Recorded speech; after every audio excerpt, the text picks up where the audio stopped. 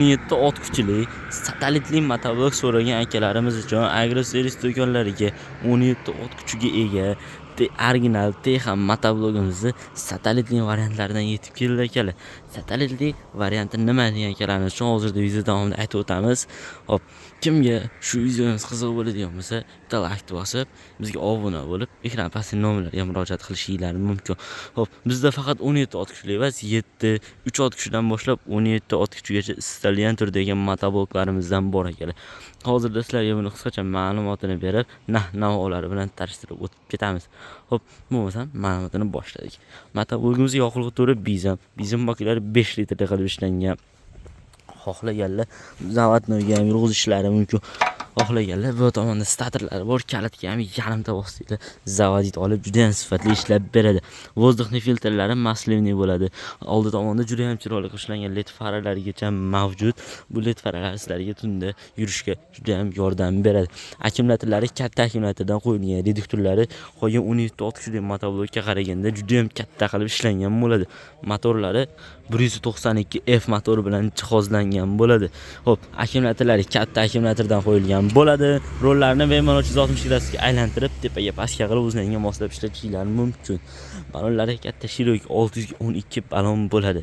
Hop, motoblogimiz orqa tomonda o'zining qishloq xo'jaligi vom mavjud. Qishloq xo'jaligi vomga kachir sistema, rotorni kasilka, jatka aparatlari va shunga o'xshash qishloq xo'jaligiga yo'lanadigan texnikalarni bemalol ulab ishlatishingiz mumkin bo'ladi. Motoblogimizni oldiga ikkitadan, orqaga bittadan skurlari bilan jihozlangan.